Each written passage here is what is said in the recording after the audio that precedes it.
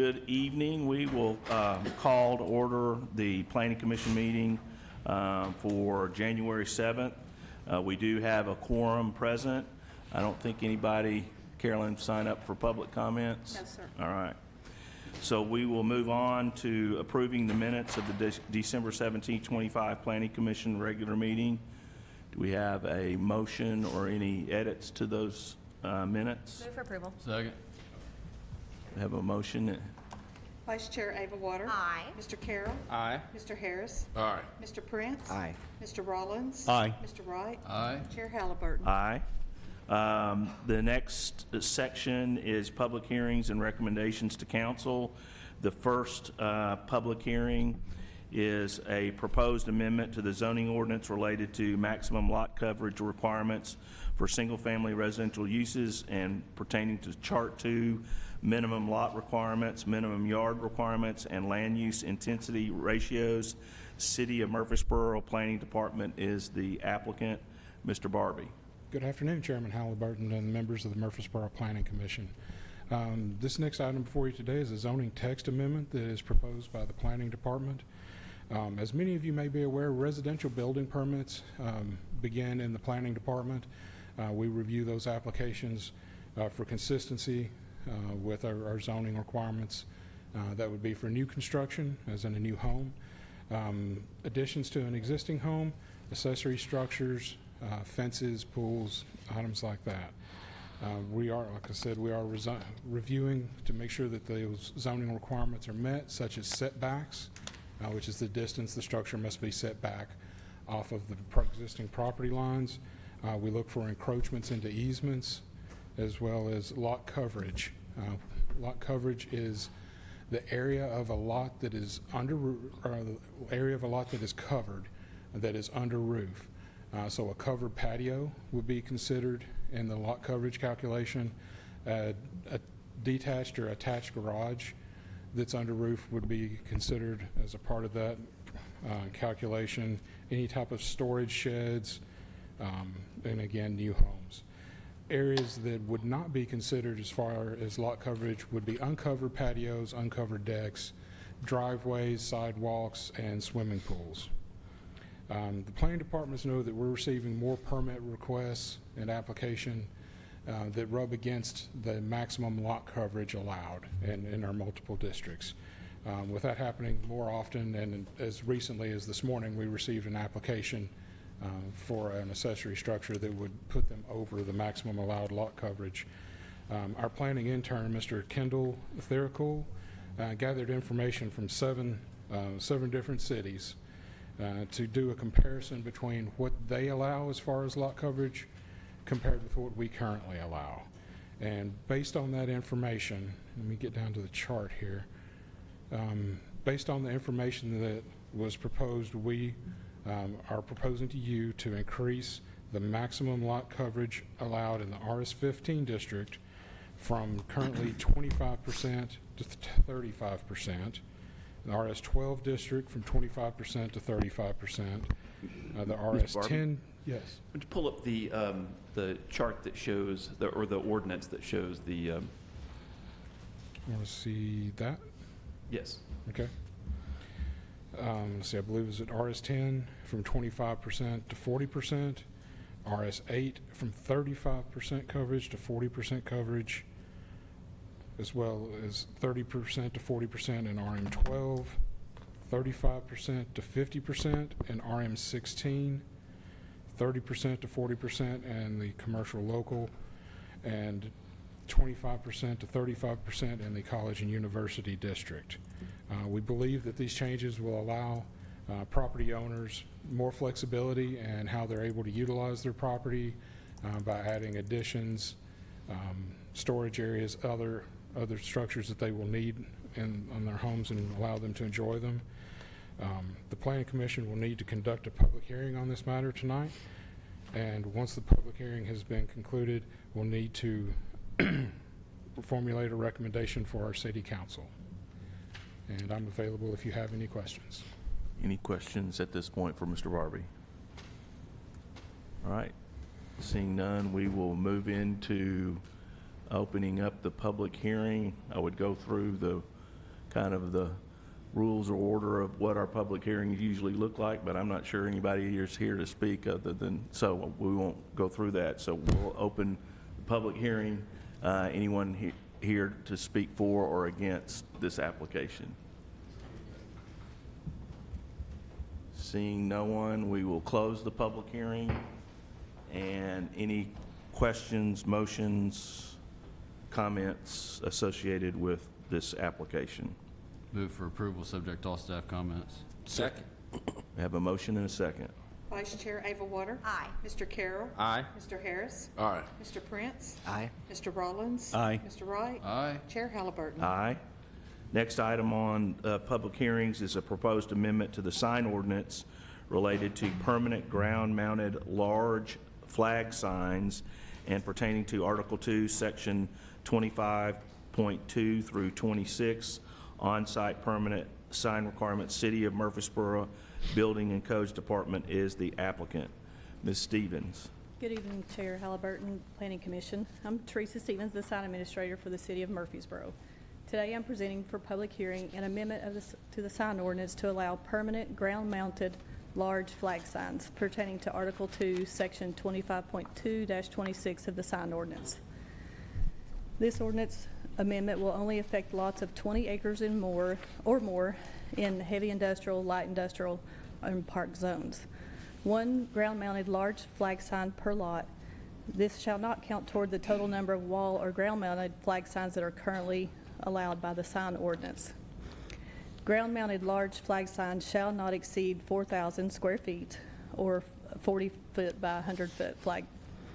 The setback shall be 200 feet from all property boundaries and overhead utilities. Fall zone must be entirely within the boundaries of the property on which is located.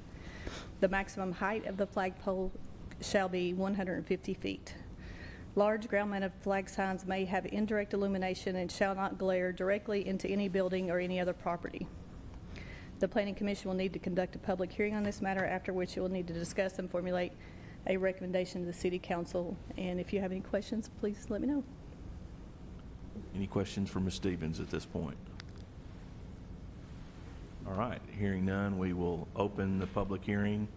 Anyone here to speak for or against this matter? Seeing no one, we will close the public hearing. Any questions, comments, motions associated with this application?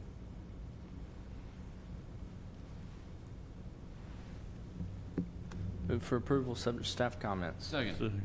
Have a motion and a second. Vice Chair Ava Water. Aye. Mr. Carroll. Aye. Mr. Harris. Aye. Mr. Prince. Aye. Mr. Rollins. Aye. Mr. Wright. Aye. Chair Halliburton. Aye. Next item on our agenda, under staff reports and other business, we have a mandatory referral to consider granting permission for a private retaining wall located in the city right-of-way of Bridgemore Boulevard. Phil Dodd, on behalf of Shelton Square LLC, is the applicant, and Mr. Shackelford Royal is here to talk to us about that.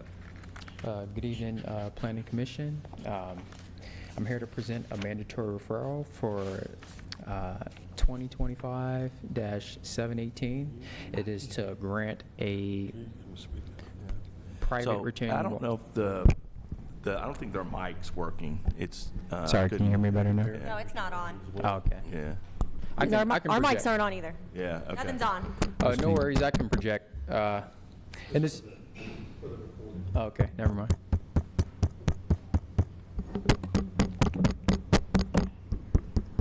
Yeah. Yeah. Okay. Hello. Yeah, they are.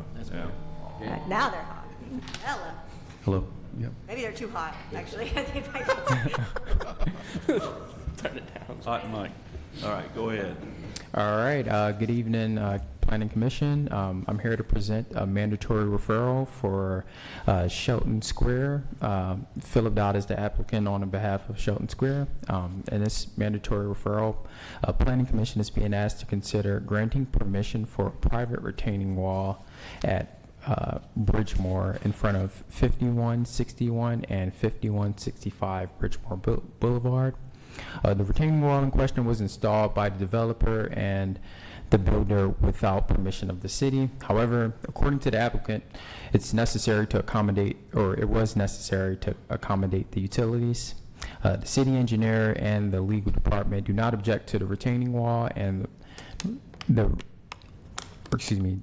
not object to the retaining wall remaining in the city right away, provided that the HOA and property owners enter into a license agreement with the city taking responsibility for the maintenance of the retaining wall and indemnifying of the city, and indemnifying the city of any claims regarding it. An exhibit below shows the location of the wall and was included in agenda materials, as well as liability from the HOA, as well as a draft license agreement. Staff recommends Planning Commission forward a recommendation of approval to City Council and subject to the following conditions. The applicable property owners and the HOA shall enter into a license agreement with the city for maintenance of the retaining wall and for the indemnification of the city. This license agreement shall be subject to review and approval of the city legal department.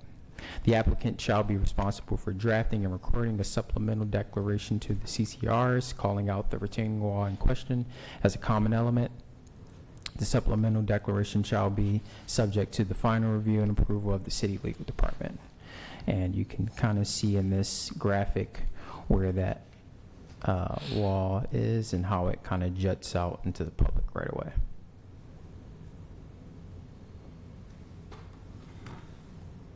All right. Any questions for Mr. Shackelford Royal? I got one question. If, say there's like a water line break, gas line, whatever, and a utility company has to go in there and fix it, who's responsible for putting the sign back? The HOA and the homeowners would be responsible. I drafted license agreements there and specifically included language to that effect, that if there is any need to do repairs around the wall and the wall is damaged, then it's their responsibility. It's not on us. Exactly, correct. Any other questions? Seeing none, do we have a motion? Well, yeah, do we have a motion associated with this mandatory referral? Move for approval, subject to all staff comments. Second. Motion and a second. Vice Chair Overwater. Aye. Mr. Carroll. Aye. Mr. Harris. Aye. Mr. Prince. Aye. Mr. Rollins. Aye. Mr. Wright. Aye. Chair Halliburton. Aye. Next item on the agenda is another mandatory referral to consider the dedication of electric easements on city-owned properties located along Barfield Road and Veterans Parkway. Middle Tennessee Electric is the applicant. Mr. Shackelford Roel. Good evening again. This mandatory referral is to consider the dedication of electric easements along Barfield Road to the north and Veterans Parkway to the east. In this mandatory referral, Planning Commission is being asked to consider the dedication of electric easements on city-owned properties located along Barfield Road and Veterans Parkway. The properties in question are primarily developed with the Stones River Greenway. The reason for this request is to allow MTE, Middle Tennessee Electric, to upgrade the power lines along Barfield Road and Veterans Parkway to better accommodate the electrical load in the area. The following exhibits, and there's many, show the location of the proposed power lines easements that are included in the agenda materials, as well as a letter of explanation from MTE. Staff recommends that Planning Commission forward a letter of recommendation to City Council, subject to the following conditions. If approved, if approved by City Council, MTE will be responsible for providing the information necessary, included but not limited to any exhibits and legal descriptions, for the legal department to prepare the legal instruments to formally dedicate the proposed easement. The legal instruments will be subject to final review and approval of the legal department. Second condition is MTE will also be responsible for recording the legal instruments and including a payment for the recording fee. And I'll scroll down if you want to see them.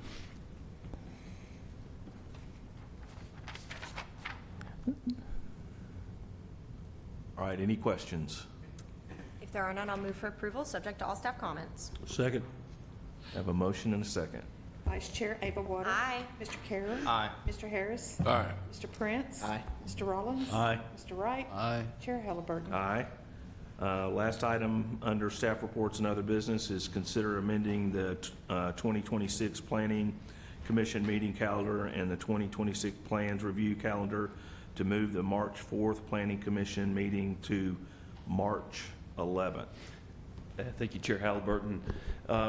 This recommended change is as a result of the TAPA Spring Retreat Planning Conference, at which Mr. Newman and I and several members of our staff will be out, and we'll all be leaving the afternoon of March 4th. And so, especially knowing that we'll likely have a joint conceptual workshop and a regular Planning Commission meeting, we are requesting your consideration to slide that a week so that we will all be available to attend those meetings. And of course, if that March 11th date does not work for your calendars, we're happy to entertain other dates that might work better. That works with me. That's not spring break, so. When's spring break? Ours is the last week. Last week. It's like March 30th through April 3rd, something like that. So, okay, that answers my question why April 11th, okay. I'll be gone. So anyone that have any issues with that? Do we have to have a motion? If you don't mind, since you voted on the calendar, this will just be Okay. an amendment. Motion to approve. Second. Second. Oh. Someone has plans after that. All right, we have a motion and a second. Vice Chair Ava Water. Aye. Mr. Carroll. Aye. Mr. Harris. Aye. Mr. Prince. Aye. Mr. Rollins. Aye. Mr. Wright. Aye. Chair Halliburton. Aye. Anyone else have any other business? I've got one more thing. All right. You all should have received an email today, and the city is willing to fund for y'all to attend the March 20th 3-hour conference at MTSU, which has a grand total price of free. I would say it's free. And it's right. It's right. We're very generous with our budget, but it's a good opportunity to get either 2 or 3, depending on how long it is. I think it's 3 hours of credit, and you can get an early jump on your continuing education for 2026. And I think it's also probably a pretty good opportunity to hear some good speakers and some good discussion. I think it's put on by both by Cumberland Region Tomorrow and MTSU. All right, Did you say what time? It's 11 to 2 on March 30th, I think. I sent you an email late this afternoon, so you may not have seen Is that that. March 20th or March 30th? March 20th, I think. Okay. It's in the email. I just I may have gotten that date wrong, but it's in the email that I sent you. Be a good opportunity to get some more entertaining credit hours rather than just staring at a screen. So, thank you, Matthew. Anything else? If nothing, we're adjourned.